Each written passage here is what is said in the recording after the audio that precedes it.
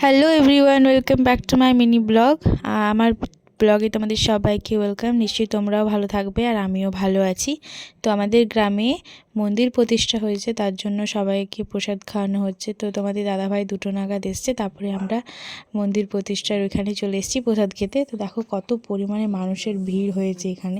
আমি তো ভাবলাম ভিড়ই হবে না, দিয়ে পরে দেখছি বাপরে বাপ প্রচণ্ড পরিমাণে ভিড় হয়েছিল।